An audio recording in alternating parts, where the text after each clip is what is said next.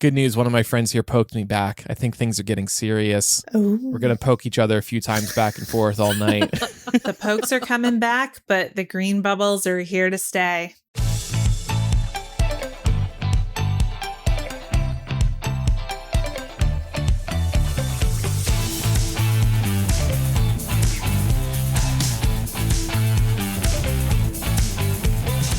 Welcome to Millennial, the home of pretend adulting and real tech talk. I'm Andrew. I'm Laura. And I'm Pamela. Sometimes I just need to spread out my words. Like right there, I just went real tech talk. I'm Andrew because I'm so excited to be back after a week off. Real tech talk. I am Andrew. We are talking this week about tech topics. You just gotta, sometimes it feels good to just take a deep breath. Yeah, it's the music. It's the Celsius energy drink. I'm just fired up. Meta is limiting political content in feeds now. And this is actually turned on by default. This is the first tech topic we wanted to talk about today. Quoting NPR, Meta said in early February that Instagram and Threads would stop recommending political content from accounts that users don't already follow. The change started unrolling for users last week, Meta confirmed to NPR, and Instagram users quickly started noticing that their default settings had changed to limit content that is likely to mention governments, elections, or social topics that affect a group of people and or society at large. The change has caught even the most online off guard, with many users criticizing Meta for limiting political content in a year where the US and several other countries will be holding pivotal elections, and for doing so with relatively little warning. And many noted that Meta's definition of political content, potentially related to things like laws, elections, or social topics, appears rather broad. The company has refused to further clarify what exactly constitutes political content under its cryptic definition.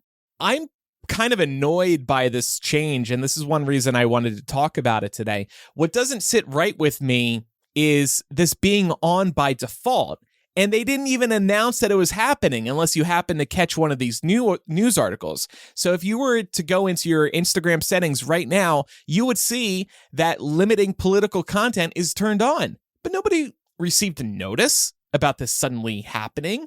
This should have been opt-in with a pop-up window asking you. And I think most of us probably would have said yes. Mm-hmm. But after years of being fed political content on Meta products, to suddenly have that reduced and not being told that it's being reduced is a little shady to me.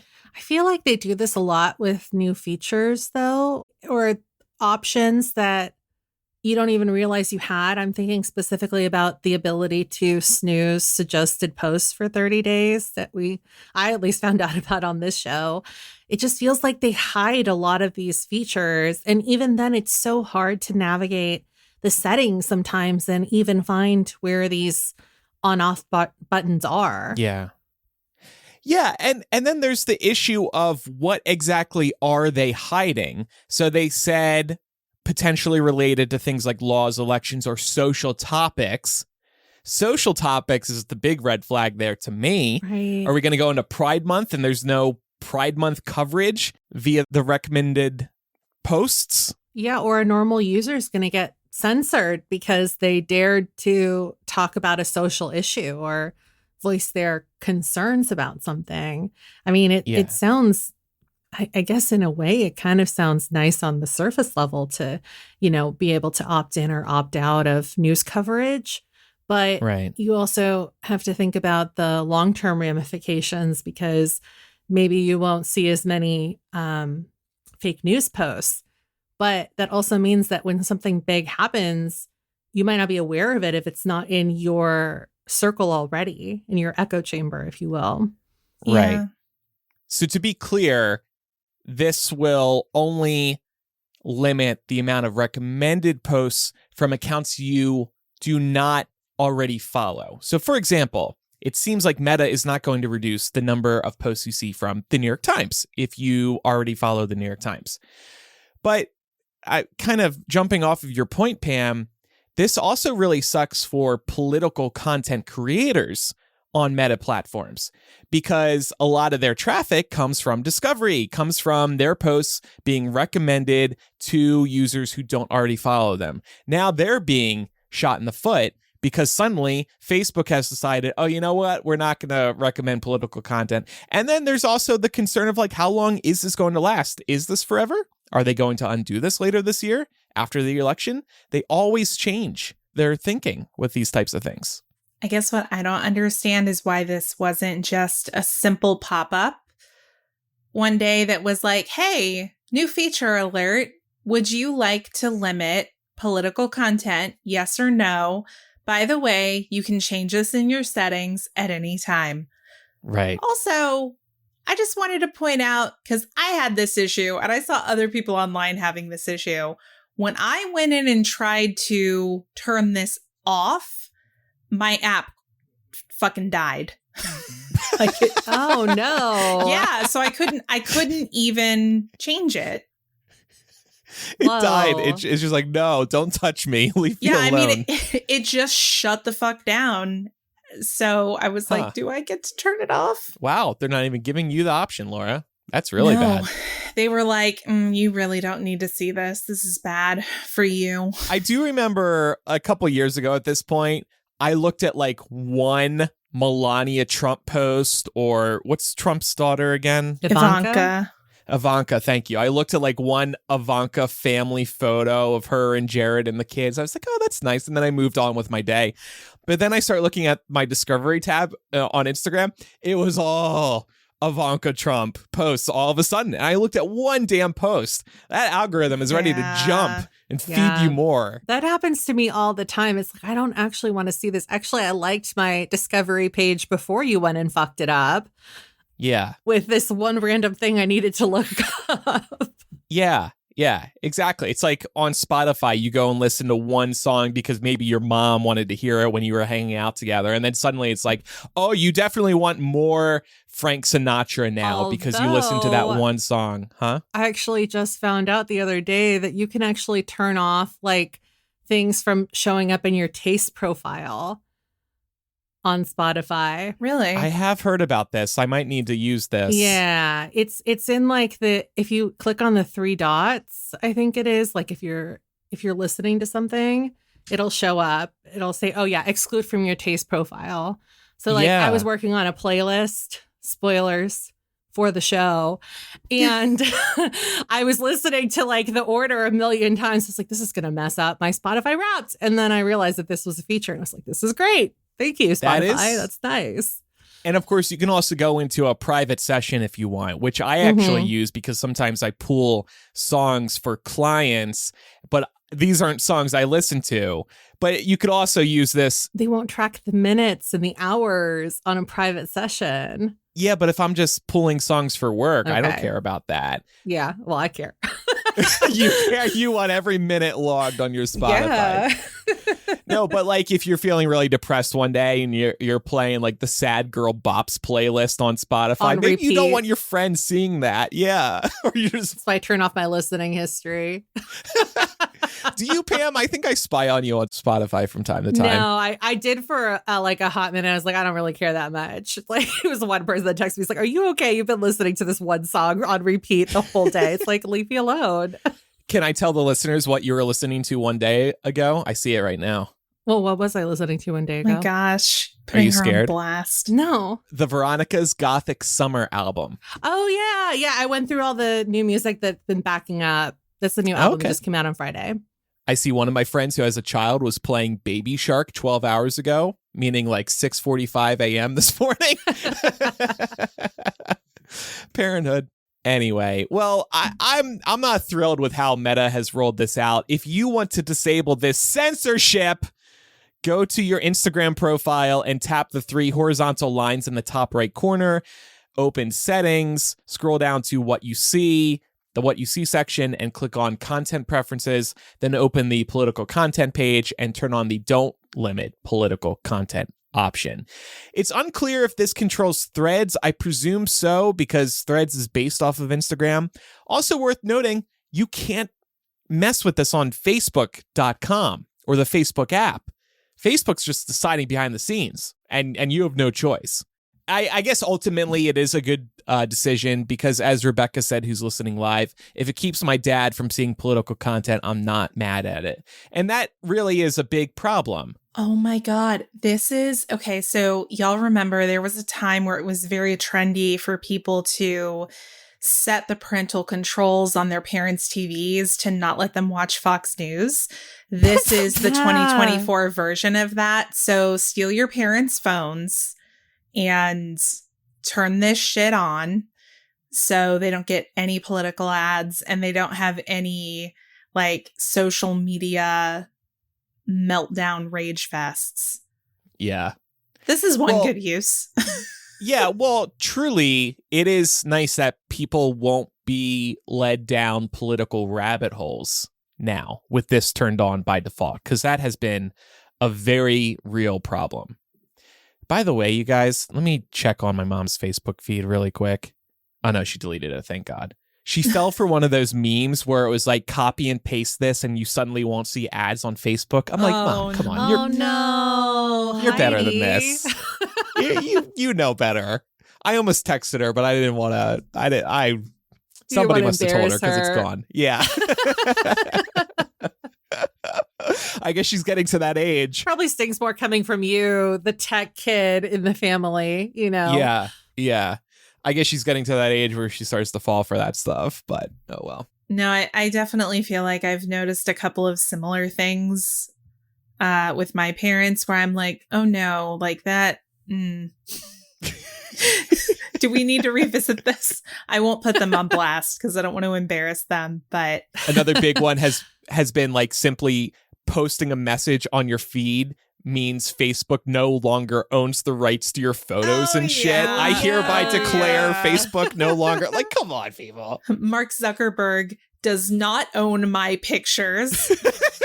And they write it in all caps, so it's definitely legal. But also the number of people our age that I have seen put that up or that fell for that originally. Do you guys remember that was a big thing on Instagram for a while when I think it was when Facebook bought Instagram and everybody was posting, I do not give permission to Facebook to use my photos.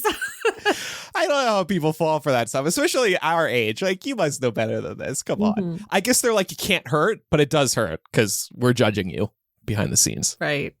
Well, Andrew was definitely right. We are doing quite a bit of tech talk today. So jumping right into things, we're going to talk about the United States suing Apple. That's right, the maker of your iPhone. Last week, the U.S. Department of Justice, along with 16 states, filed a suit against Apple for violating antitrust laws, specifically around allegations that Apple has built a monopoly with its locked down iPhone ecosystem. It really just boils down to allegations that Apple has deliberately created friction between iPhone and Android users, making it harder and more expensive for users and developers to leave the Apple ecosystem. So what did y'all think of this? Did we think this day was ever going to come? It's not the first time that the government has tried to force Apple's hand. The FBI has definitely tried to force their hand before, unsuccessfully. But this seems a little different. It's coming out of the Justice Department. Yeah, and they make a lot of different accusations, some of them more warranted than others, Yeah. I think it's nice to see because I do think big tech needs to be spooked. Even if this case falls apart completely, parts of it get thrown out, it's nice to see the government breathing down, Apple's back. You know, this also echoes an antitrust case that they levied against Microsoft back in the 90s because Microsoft was taking over the market. It's different in a lot of ways. For example, Microsoft had over 90% of the market cornered back in the 90s when it came to the operating systems that people were using.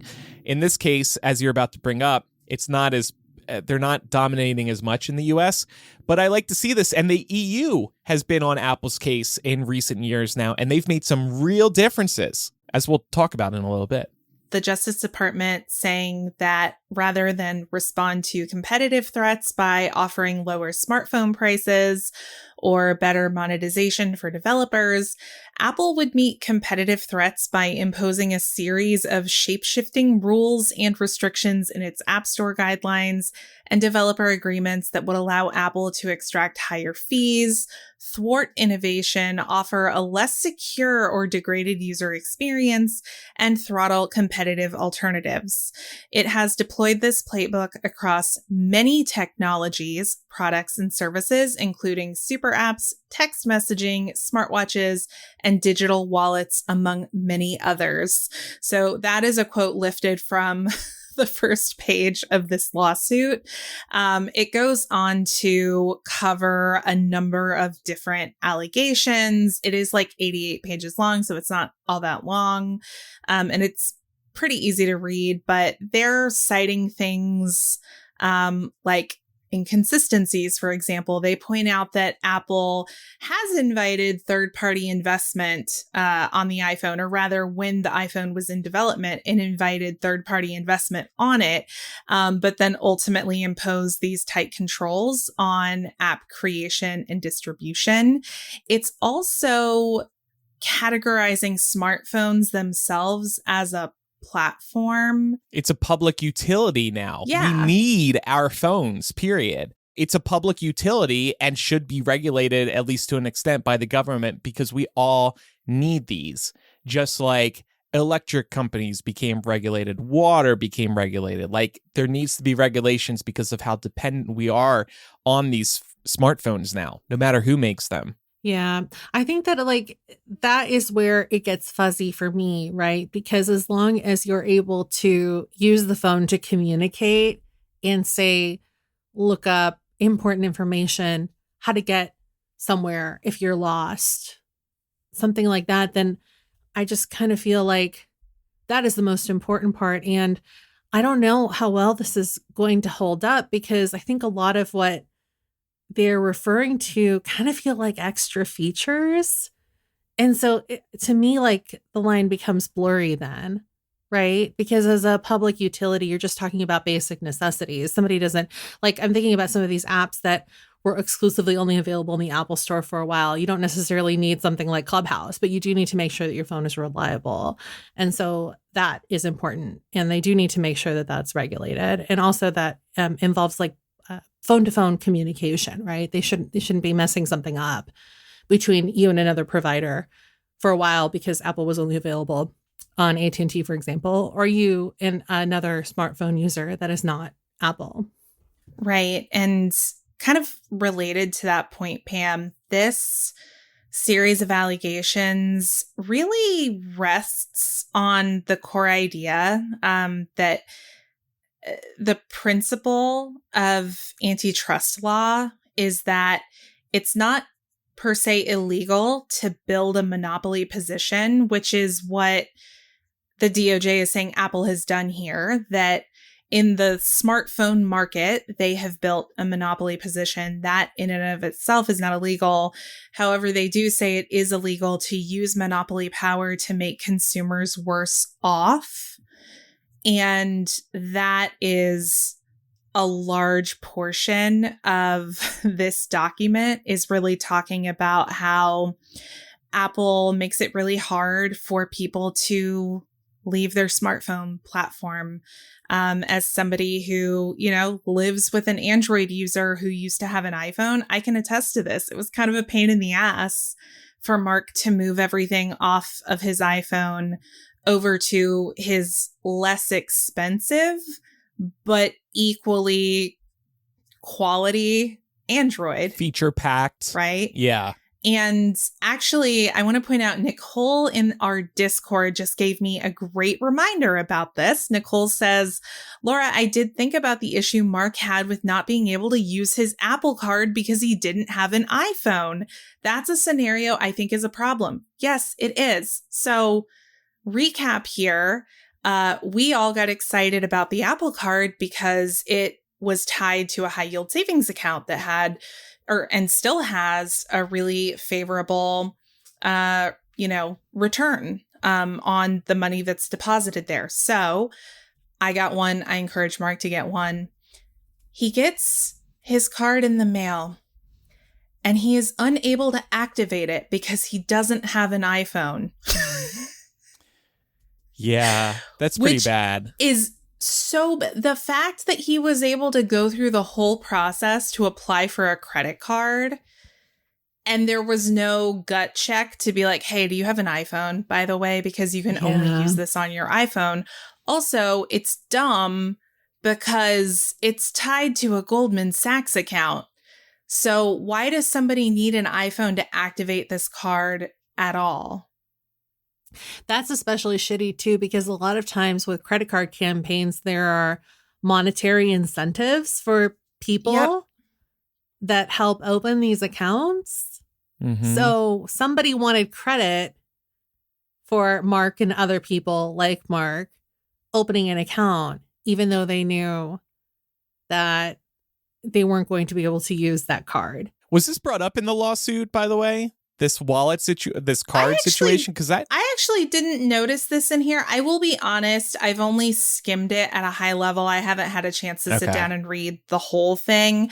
I didn't see anything about this, but they definitely talk about the wallet being an issue that if you, set up, all of your cards in your Apple Wallet, it's actually super convenient because you can have all your cards in that place, but you can also have all your tickets for events that you're going to, and you can transfer Apple Cash to people that way, the same way you would transfer to Venmo, and it's all in one place. But the second that you're trying to move to another phone, it's just a much more painful process to transfer those things. I haven't had to do that personally, so I can't speak to that. But apparently it's just another reason why people are finding it difficult to navigate away from iPhone when they want to. And I think the whole point is that iPhones are just more expensive hardware. And if people are wanting to move to a cheaper alternative, seems like Apple is intentionally creating friction to make that harder, to disincentivize it from happening. Apple did say, in response to this lawsuit threatens who we are and the principles that set Apple products apart in fiercely competitive markets. If successful, it would hinder our ability to create the kind of technology people expect from Apple, where hardware, software, and services intersect. Now, one great thing about Apple, like they're saying in this statement, everything does work really well together. You get a text on your phone. It goes to your iPad. It goes to your Mac. I love texting. I bet we all love texting from our Mac. It's so easy. I tried Android for like an hour, and not being able to text on my Mac ruined it for me. And that's not really Apple's fault. Well, maybe it is. But I loved that. Same thing with photos. You take a photo on your phone. I can look at it on my Mac immediately. AirDrop, amazing feature. Send big files back and forth to all your devices. You can put an iPad next to your Mac, and truly like magic, you can then use your mouse and keyboard from your Mac on your iPad. You just move your mouse over to the iPad screen and it pops through. There's lots of magic like that where Apple really shines. So I get it, but they are hypocritical in a lot of ways too when it comes to security. And that's something that's actually brought up in this lawsuit. Apple only cares about security for as long as it benefits them. And then once it could potentially negatively impact their bottom line, they don't care about security anymore. Case in point, they allow SMS to exist on the phone, which is an insecure messaging technology that we all use to receive our security codes and receive messages from Android. It's not secure. Android has a secure messaging protocol called RCS, but they have refused to integrate with RCS.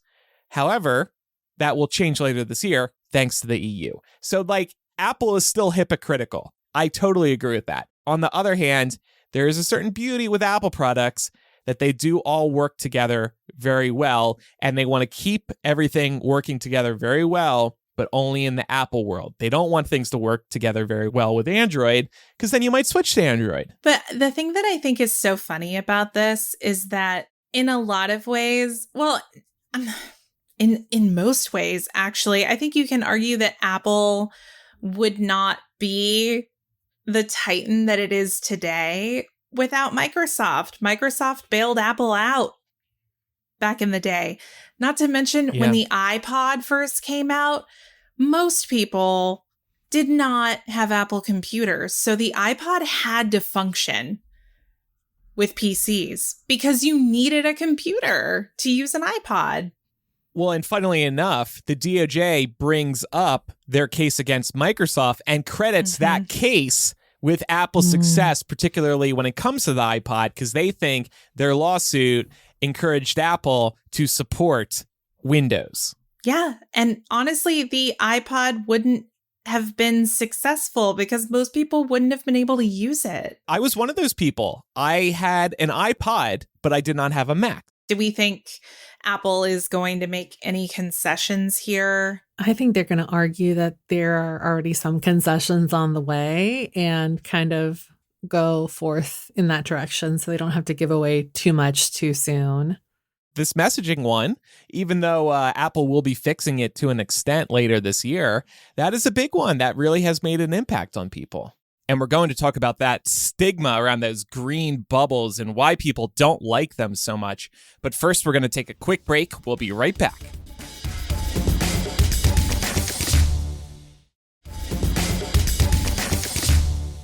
We were talking about this in planning for this episode and realized that a pretty significant chunk of this discussion has to be the blue versus green text bubble debate. Let's be honest. Do we roll our eyes and judge people whose text messages are green? Yes. Yeah. I'm sorry. This is a real thing and Apple knows it. Through emails that have come out during discovery in previous court trials, we know Apple has acknowledged privately that users, particularly younger ones, feel social pressure to have an iPhone in order to have blue bubbles like their friends. The blue bubbles are just more aesthetically pleasing, I think. iMessage has more features. But it's also funny that we prefer blue bubbles because the damn messaging icon is green, and yet we prefer the blue. Yeah. Isn't there some kind of like reasoning behind that though? Because that's also why a lot of the tech companies' logos are blue as well. Yeah. Yeah. It's a soothing color. Yeah. It is. And it's the green that they picked specifically. It's foul It's like to the human acid eye. green. It truly is. It's a bad green. It really is. I'm with you though. For me, it's really just because I see that green bubble and I just know that I'm not going to be able to use certain features.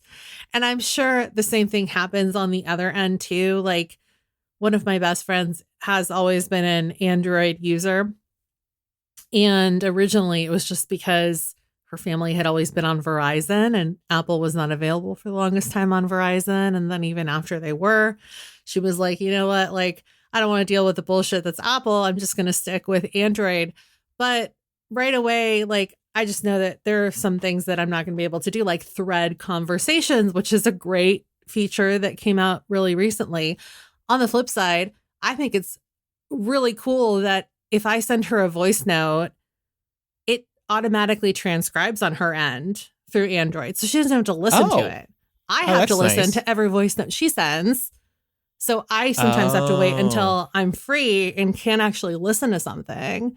That's a good example of Apple being a pain in the butt when it comes to interoperability. But also like they take up so much space, the voice notes. I was noticing that when I like ran out of space. I was like, why did I run out of space? It's like, it's all these damn voice notes that are clogging up. The funny thing now is that they do describe voice notes or transcribe voice notes for you, but so long as they're from Apple devices. Exactly. Like. And the funny thing is that I'm now realizing none of my friends on Apple, which is the rest of them, send voice notes. Yeah.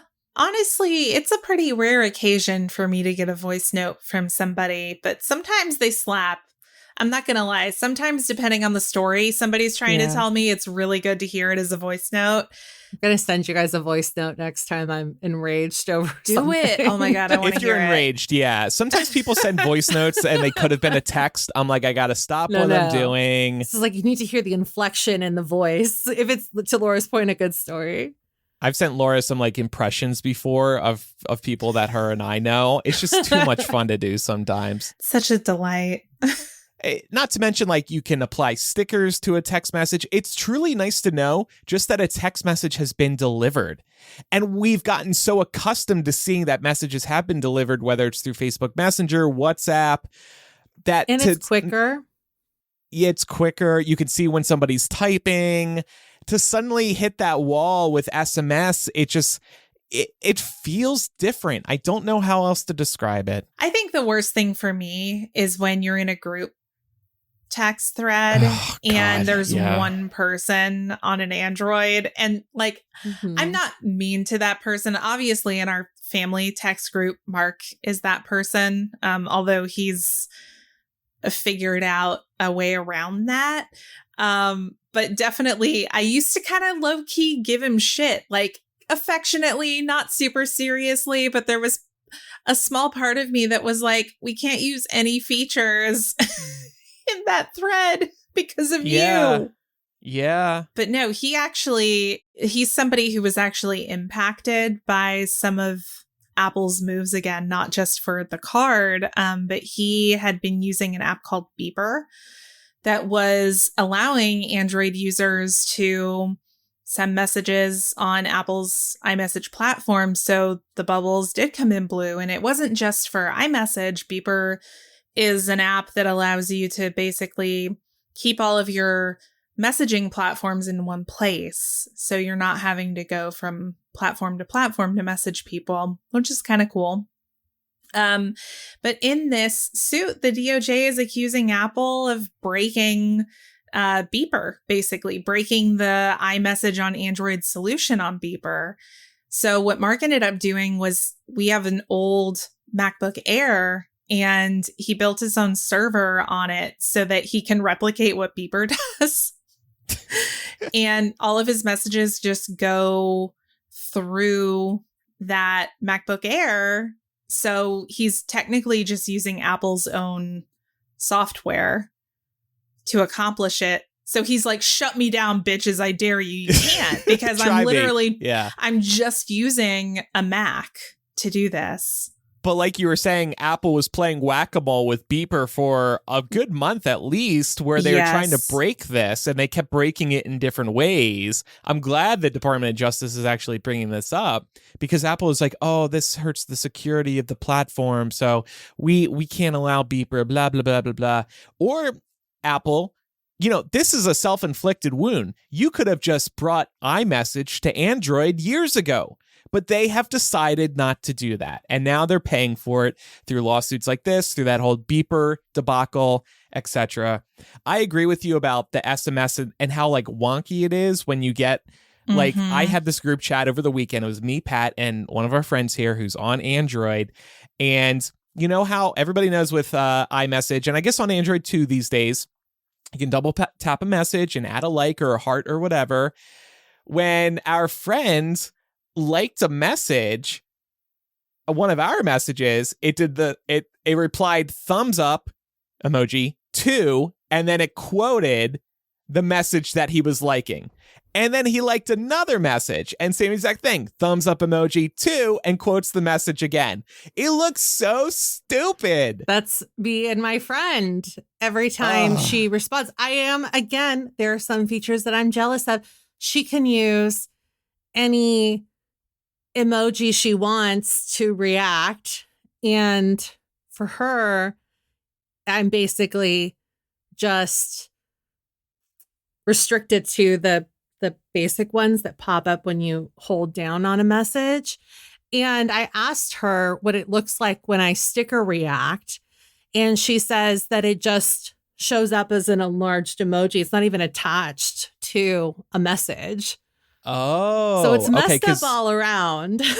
I was going to just tell you, they added that new add sticker feature where you can apply a sticker to a text And here, I'll do it to one message on our chat right now, Pam. I did the star eyes because that's how I always look at you, with star eyes. Oh.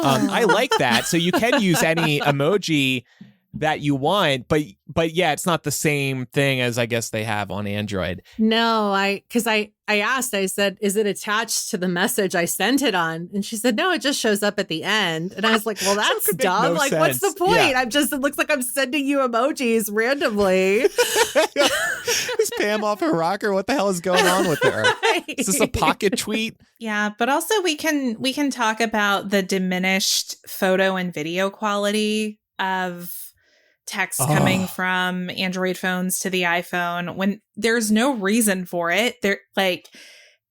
It's not as though Androids don't also have good cameras and microphones in them. Like, the industry, Apple is used to being like the big fish, but honestly, a lot of their competitors have caught up in terms of their hardware and in a lot of cases their software.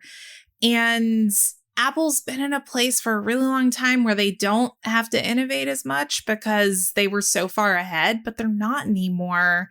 So it's really annoying to get this degraded image from someone's Android that I know takes perfectly good, high quality pictures, but I'm not allowed to receive them as high quality pictures because Apple is being a cockblock. And I say all of this as a big Apple fangirl. Mm-hmm. Yeah. I love Apple. That might be a limitation of SMS, but to your point, they could have started supporting RCS a while ago, and that supports the higher quality video and photos.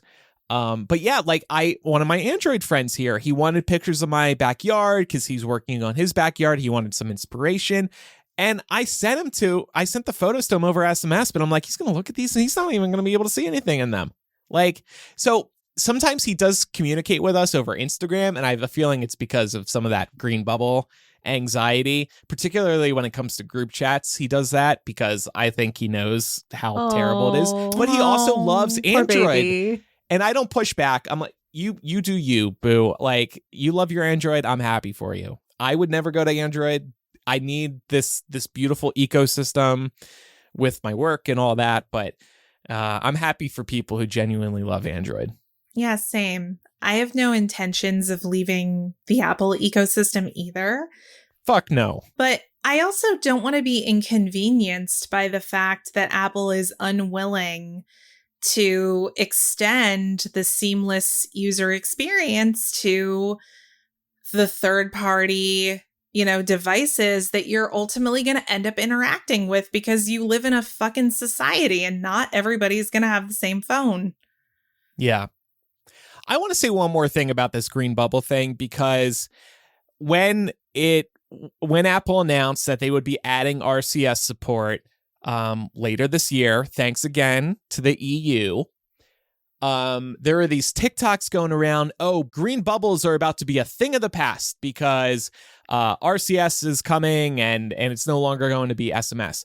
I am willing to bet the future of Millennial that Apple will continue to make RCS messages green because, like I said earlier, they know green is bad. Green means Android. Green is gross. And so blue will still be exclusive to Apple's iMessages until the day comes, if it ever comes, that they put iMessage on Android. Those messages are going to be green, y'all. Those TikToks have been misleading. Mark my words. Yeah. I wonder if that's why the rest of the world defaults to WhatsApp. Yeah. Maybe. They're ahead of... That's not common in America, but so many people I know abroad use WhatsApp, and it's weird when you don't have a WhatsApp. Well, to your point, Hannah, who's listening live, said, I didn't even realize this was such an issue because I've lived outside the U.S. for most of the past 6 years, and everywhere else I've lived, everyone just uses WhatsApp or Telegram. There you go. Our old Hypable coworker, Richard, like, I only talk to him on WhatsApp. I can't get to him on iMessage. Like, they don't, which is bizarre to me because the phones come installed with iMessage. So but that's just how it's always been over there in terms of the popularity of the messaging platforms. WhatsApp, by the way, owned by Meta. Yeah, Apple probably doesn't love that. But yeah, we'll have to keep an eye on it and see how this is going. And, I think I tend to agree that, I don't know that everything in this lawsuit is going to stick, but I think there may be enough pressure to get Apple to evolve their position on some of these items. And they'll try to, this is what Apple does. And again, I'm an Apple fangirl, but I can also recognize that they're a little self-serving sometimes. And they'll announce it as though it's this new concept that nobody's ever done before. Because they'll do something to make it uniquely Apple and then announce whatever changes are coming. And, they'll definitely punch up the language to make it sound very elevated, high-minded, and for the public good, And that it was their idea all along. Like they added USB-C to iPhone because the EU forced them to use USB-C. Last year when they announced it, USB-C is coming to iPhone 15 Pro. Look at these fast speeds and blah, blah, blah, blah. It's like, oh yeah, because the EU forced you. And when they announce RCS for iOS 18 later this year, it's going to be the same thing. RCS is coming to iPhone. Now you can text anybody in a more secure fashion. Like, oh, by the way, we just discovered this new secure messaging technology, and suddenly all those green bubbles are going to get a little bit better for you. We weren't forced into this at all. No way. It's also like, come over here, we're more secure for the uninitiated or people that aren't as tech savvy, right? Right. We'll have to watch WWDC together in the fall. And then audibly groan. In June. Yeah. Oh, is it in June? It's in June. They just announced the dates today. What? June 10th to the 14th. WWDC is always in the summer. Wait. I think you're thinking of the iPhone event. That's the fall. Yeah. No. I'm thinking of the iPhone event. Excuse me. That's usually in the fall. But I was thinking we should watch for this announcement and see whether the demonstration on screen shows blue bubbles or green bubbles. We can take bets. Again, mark my words. Green is here to stay. All right. Well, we said today is going to be more of a tech-focused episode, and we're going to talk about the Facebook poke. Apparently, that's coming back in just a moment. But first, we're going to take a quick break. We'll be right back.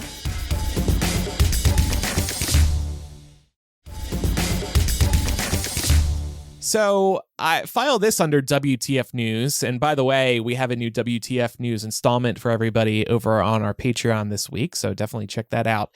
Facebook claims that poke usage has increased by 13 times after making it more prominent on their app. No. Y'all remember the poke? Oh, no. Ugh. It's back. Get ready to be poked. You should have said that like Cornelius Fudge. He's back. The poke's back. The poke is back. Get ready to be poked. So they announced that they recently improved the platform's suggestions on who to poke and also made it easier to find the poking page through search. Plus, they added the ability to poke a friend when you search for them on the social network. Facebook said these small changes led to that 13x spike in poking in the past month.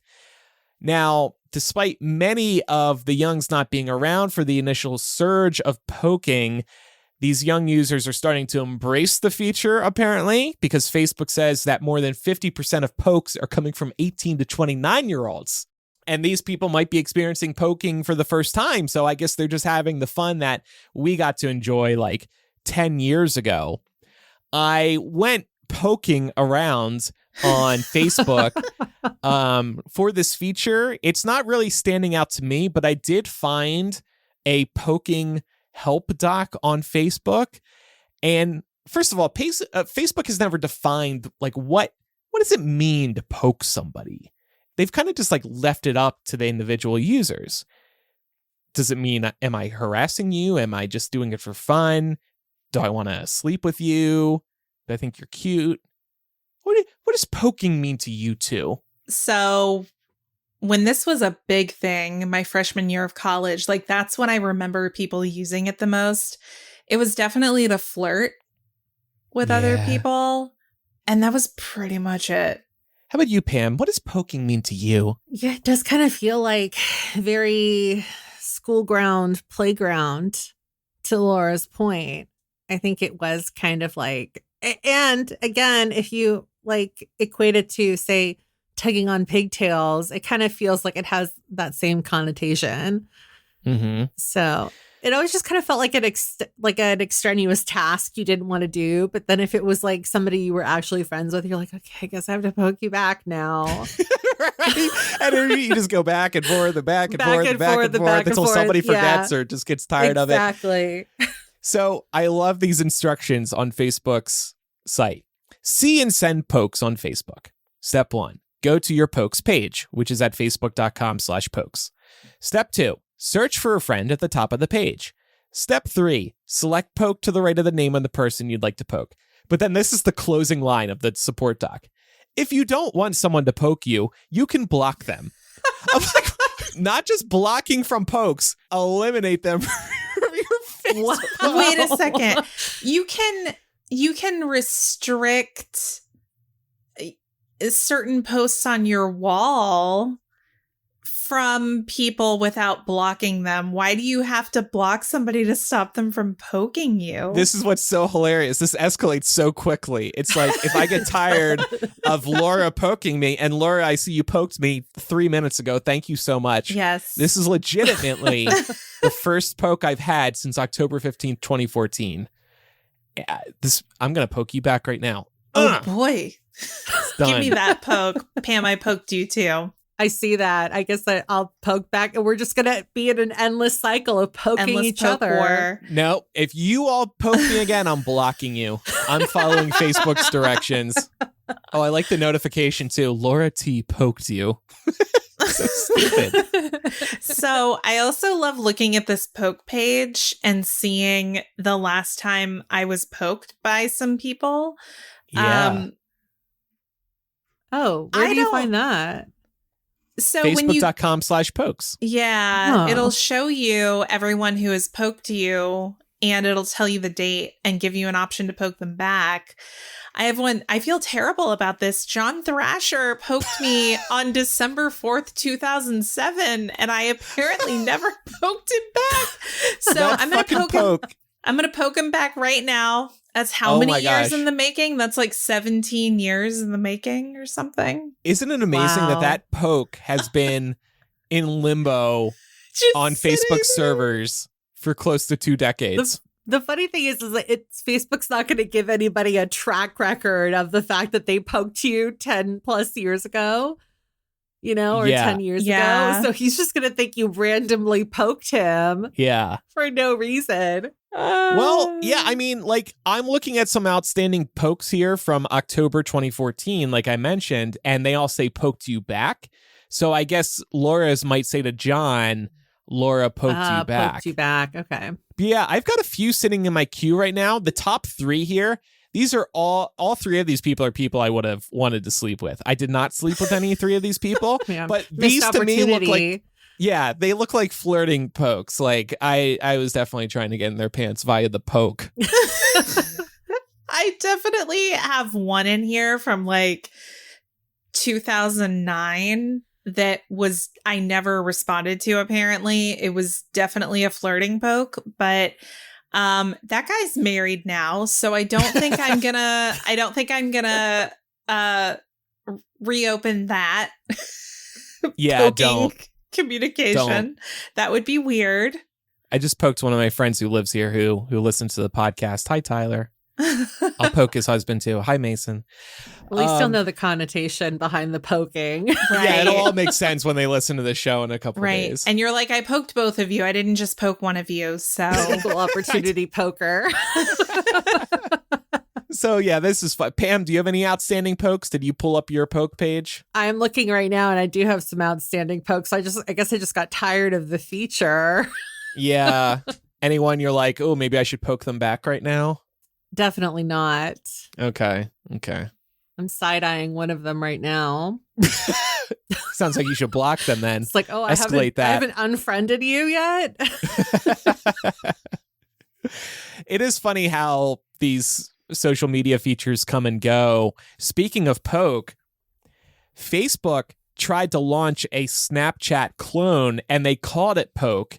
And this was after poking, as we've been discussing it today, failed. Mark Zuckerberg later said that the Poke app, that was the Snapchat clone, was a joke.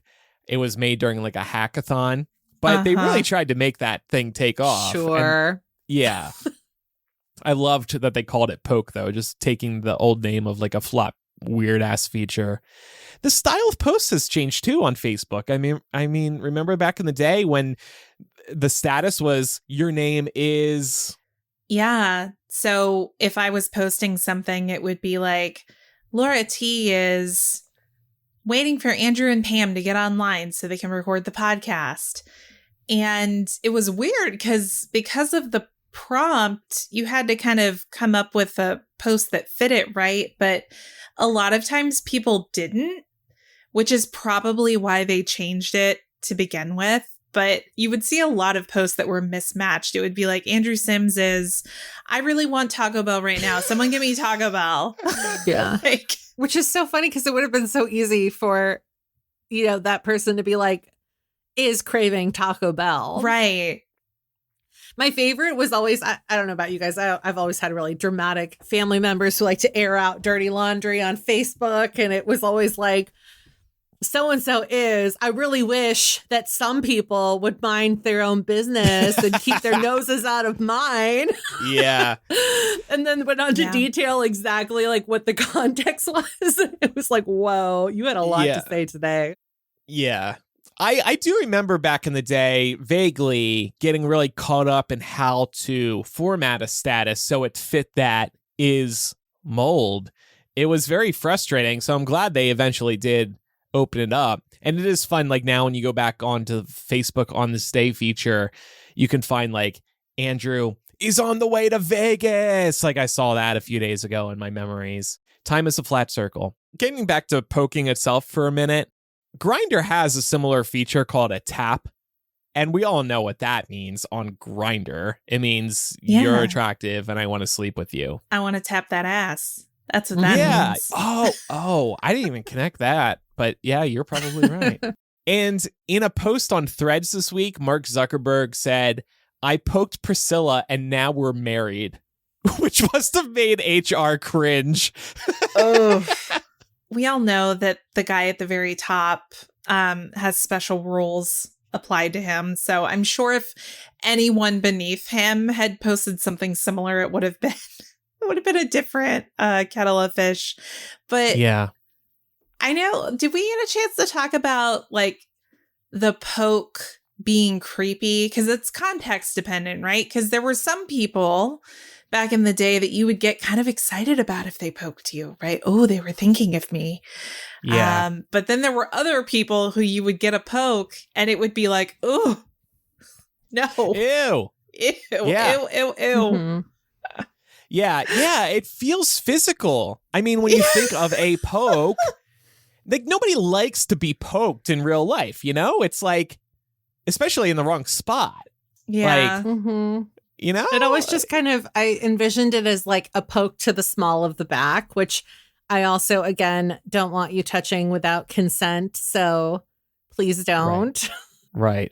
Or like, what if it was somebody who, because I had this happen a few times, like if it's an older relative who doesn't understand the connotation and they're like, oh, I'm going to poke you. And they'll just like repeatedly poke you and you'll poke them back once to be like, okay, like we did it. And then they immediately hit you back and you're like, no, that's not what that's for. Yeah, no, you're so right. It just feels too intimate. Yeah. I know that sounds silly, but it does. Good news. One of my friends here poked me back. I think things are getting serious. Ooh. We're going to poke each other a few times back and forth all night. The pokes are coming back, but the green bubbles are here to stay. That's the upshot. Yep. That's the lesson from today's episode. Well, Pam, what is coming up in After Dark today? I think we got another fun one for everybody. Yeah. So I saw this TikTok about this person who was completing a task that I vividly remember being taught in grade school. And I know that you do too. And I was just kind of curious about exploring that. And I wanted to see if we could just talk about other habits that almost feel compulsory to us as adults that we wouldn't still do unless we were taught them young, specifically with regards to anything that was more of like a 90s campaign or like a 90s after school special type situation. So it should be a fun throwback discussion. Poking feels compulsory now. I'm like, must poke back. Resist.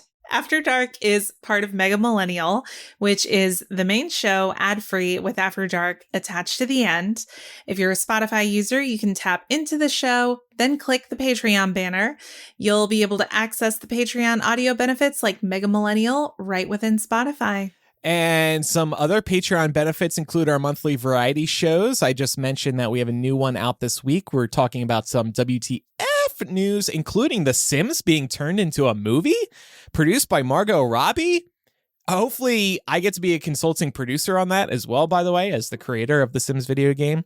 So there's lots of benefits always rolling out on our Patreon, including the ability to hang out in our virtual recording studio each week. And that lets you discuss the show in real time with fellow listeners. Shout out to everybody who's joining us tonight, like Lydia and Riley and Nicole and Meg and Cabby Blue.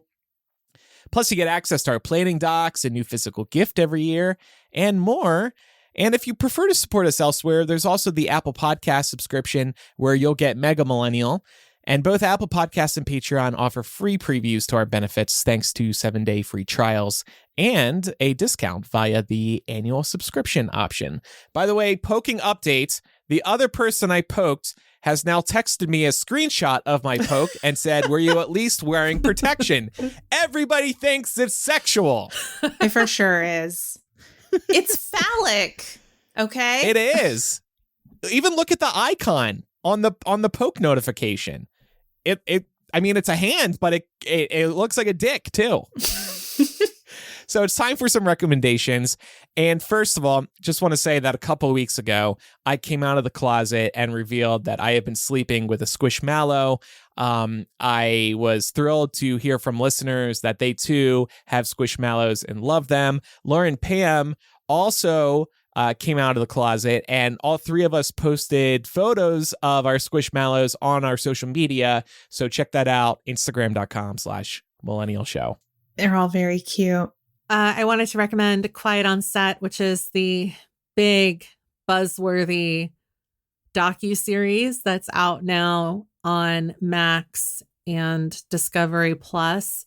I would check the trigger warnings for this, but I think that it's going to be of particular interest for millennials because it does deal with malpractice that was happening on the set of some of your favorite Nickelodeon television shows, ranging from the mid to late 90s all the way through the 2020s.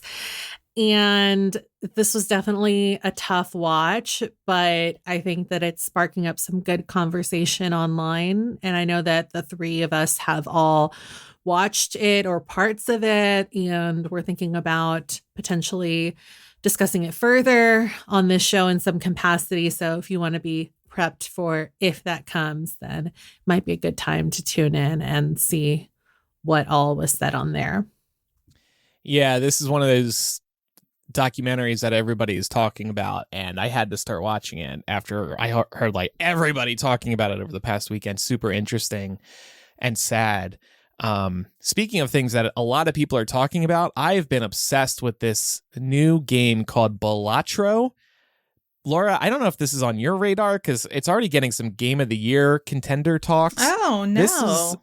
This is a poker-themed roguelike deck-building game on several platforms, including Nintendo Switch, which is what I've been playing it on.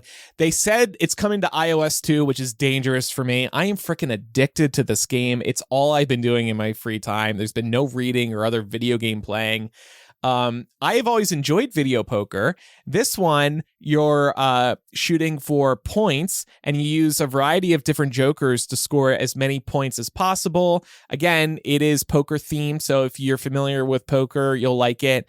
But oh man, it's so addicting. There's so many different strategies you can take with it. I've only won one damn round of this game too. And yet I still can't get enough of it. I'm like, how do I beat these other decks? Like, I want to win so badly. It's really fun. It's also one of these games you can jump in and out of pretty easily. I love games like that where you can just sit down for 20 minutes and knock out a session or two. So definitely check it out. Balatro. It's, but be warned, you might become addicted to this game like I am. Yeah, I'm sensing a new addiction in my future because I get really addicted to games like that. I am someone who can sit down and play solitaire for quite a while. Oh, you'll lose your shit over this then if you like solitaire. I know. That's why I'm kind of excited. I'm definitely downloading it as soon as we're done here, and I will let you know how I fare. Okay. My recommendation comes from Beauty of Joseon, which is actually a brand Pam turned me on to because she got me their really, really good sunscreen for my birthday this past year because she knew I was looking for a good sunscreen and I wanted to try a Korean brand because, a lot of like bullshit here, but basically the US's ability to use newer updated formulas for sunscreen is really limited. So I was interested in trying some Korean brands, and because I liked the sunscreen Pam sent me so much, I decided to try their Glow Deep serum, and I got it the other day. I have to say it's really, really good. I was looking for a new kind of glowy serum. I usually use Glossier's Future Dew, but this is a really, really good option for someone who may be looking for something a little bit cheaper than Glossier's version. What I like about it is it almost doubles as a primer because stuff stays put, which is really, really nice. And it also gives you a really, really pretty glow for the finish. So highly recommend Beauty of Joseon. I never know if I'm saying that right. Am I saying that right, Pam? I think so. Okay. It's either Joseon or Joseon. I feel like we're not the people to ask, but maybe somebody Joseon listening will write in. It does sound fancier. All right. Well, make sure you're following the show in your favorite podcast app so you never miss an episode, and leave us a review in Apple Podcasts and or Spotify. Spotify also offers podcast listeners the option to submit feedback right within an individual episode page. You'll see a box under the Spotify episode player that says, "What did you think about this episode?" that you can use to send us feedback. To stay in touch with us, email millennialshow@gmail.com or use the contact form or the confessional form over on millennialshow.com. Additionally, you can reach out to us via social media. We're Millennial Show on Instagram, Facebook, Twitter, and Threads. And over on TikTok, we are at Millennial Pod. Thanks, everybody, for listening. After Dark will start in a moment for Apple Podcasts and Patreon subscribers. I'm Andrew. I'm Laura. And I'm Pamela. Bye, everybody. Bye. Bye.